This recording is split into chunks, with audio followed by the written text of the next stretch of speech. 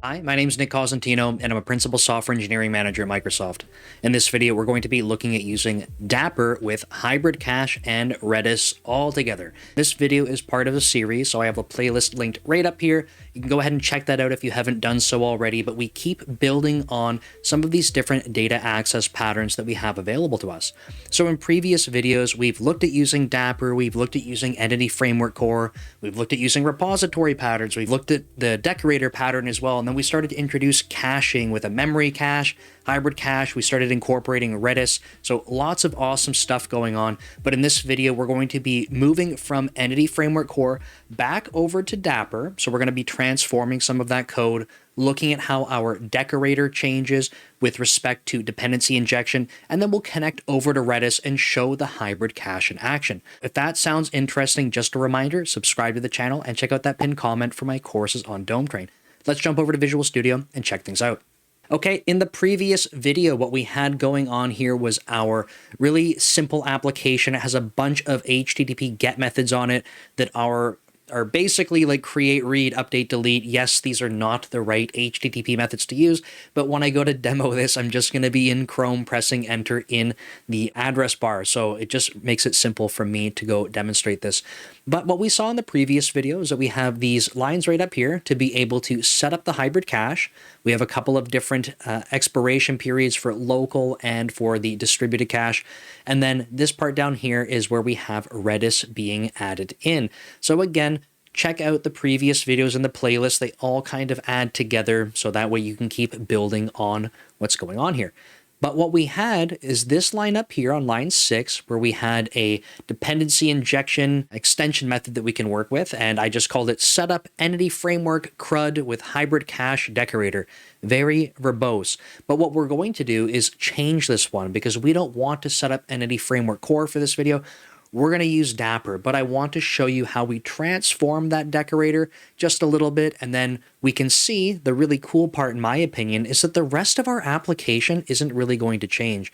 Basically, all the things that I have highlighted right here, that's all going to stay the same. We already have a repository pattern for Dapper.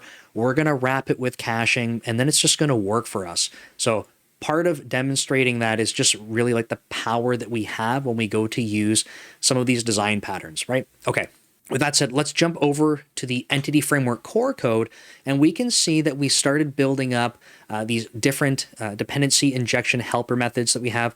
So here, this is the one we're interested in, and what we did was we extracted some common code just for setting up Entity Framework Core.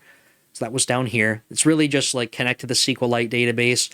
If you want to use another database for your application, by all means, please do. I just wanted to run something locally, really simple on my machine.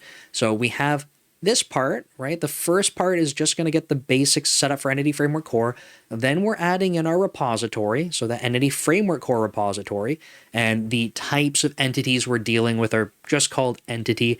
My naming is not very creative, but if you had a repository of books, your entity type would be book in this case. But this is where the decorator magic comes into play. So we basically want something that looks just like this for Dapper. So I'm just going to copy that. I'm going to go over to our Dapper folder, so Dapper, CRUD, then Builder extensions, and I'm going to drop it right in here.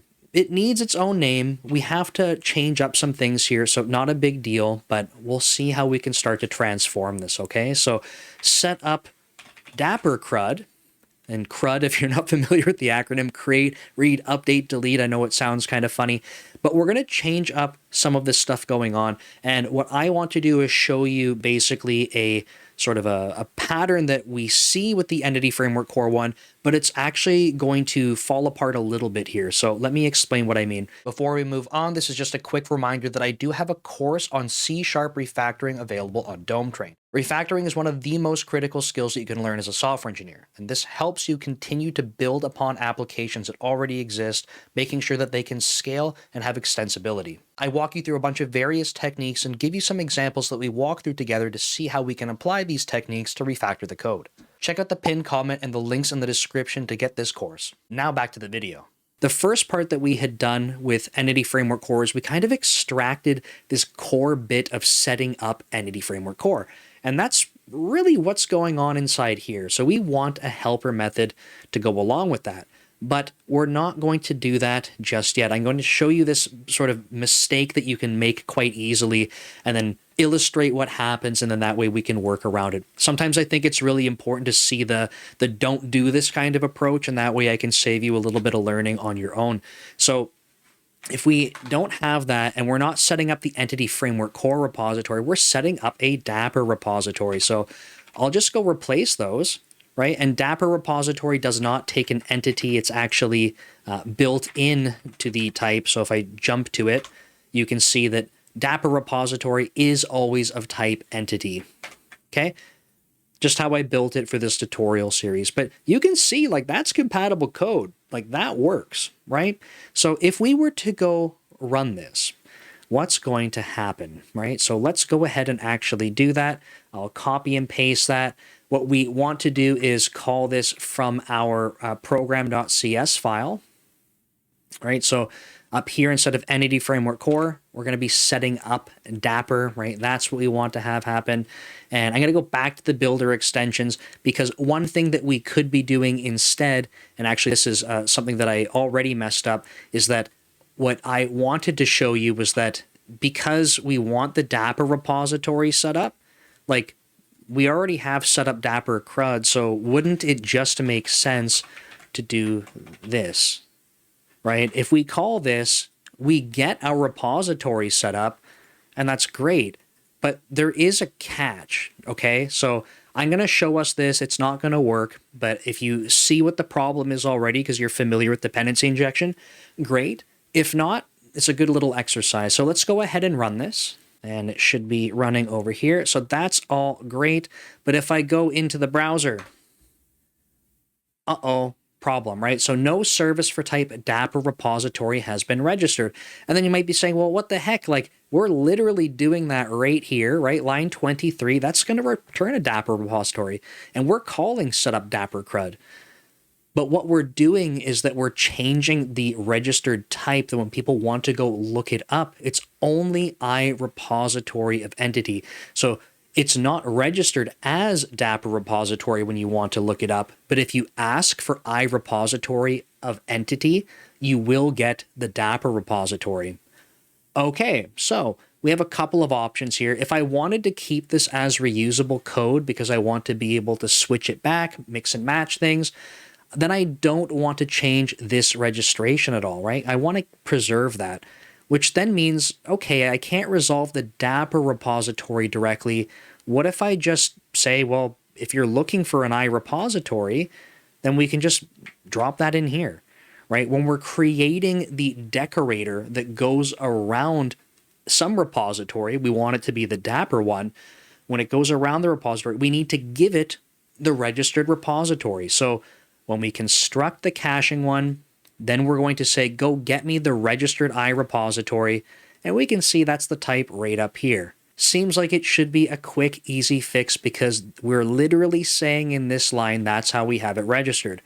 But it's also not going to work. So let's go ahead and run it.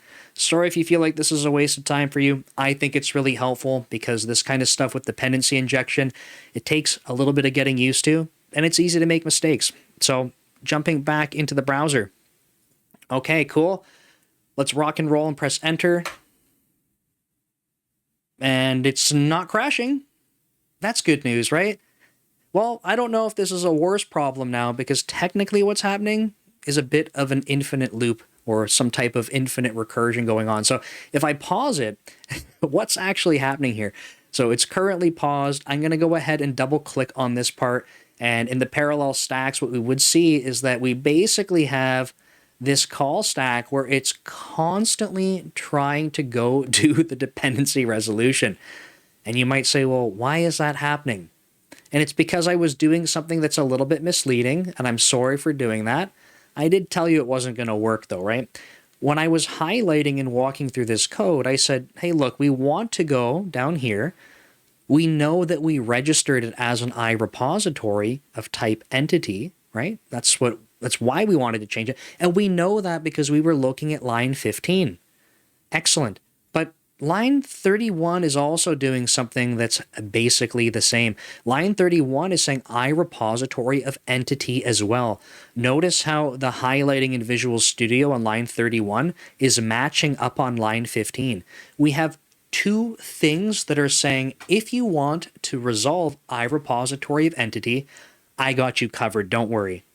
That's not going to work in this case. What we're going to do is, instead of chaining these together like this, we're going to do another little bit of refactoring. In my opinion, equally as good, if not better, because it's actually going to work. So what we want to do is, at least in my opinion, the goal was to really minimize the amount of duplicated code. So let's go remove the duplication, right? This is the part that we don't want to duplicate. I'm just going to pull it into a method down here, private static, and the return type is a Dapper repository. So create Dapper repository. I'm going to paste that code into here, right? It's literally just what the body of that method up here is. Excellent. That means that I can just call this up here, right? This code is functionally the same. It's just a little bit of a refactor to pull out the method. Very simple. What I'm going to do now is get rid of that, because what I can do instead is not go have this registration. We're not going to call that. I'm going to do this. I'm just going to call the method to create the Dapper repository on the fly. The reason that we can get away with this is because no one in the code base is actively going to be trying to resolve specifically the Dapper repository. The reason that's the case is that the rest of our code is designed to be agnostic to the type of repository. It kind of makes sense, right? We want everywhere else to be dealing with IRepository of whatever the entity type is. Nice and simple. We care about the API. We care about the interface. We should not care what type of repository it is. In fact, it's not even going to be a Dapper repository we're directly accessing. It's going to be the hybrid caching one. That's the whole point of this video, right? So we have a hybrid caching repository. That's the Decorator that goes around our Dapper one. And it's, in my opinion, a little bit more obvious right here. We're literally saying, when someone calls this method, we're specifically hooking in the Dapper one right here.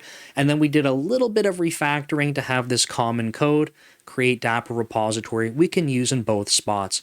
So if we ever wanted to switch back away from the hybrid approach with caching, we can just go use setup Dapper CRUD instead. With that out of the way, go back to program.cs. We're still calling this method. We should be good to go if I go ahead and press start. We'll pull up the window here. We are running. Let's jump back into Chrome. If I go ahead and press enter, what happens? Seems like something's not working, but also it refreshed, right? So what's not working is that Redis isn't running. So our distributed cache is actually trying to go talk to Redis. Easy solution for this one. So I'm going to go back over to Docker Desktop. You can see that I have, if I go to images, I have currently the latest Redis image. If I go to containers, I have this one, but no containers are running, right? So let me go ahead and start this. Important note that I need to have the right port running. So you can see that I'm mapping 6379 to 6379.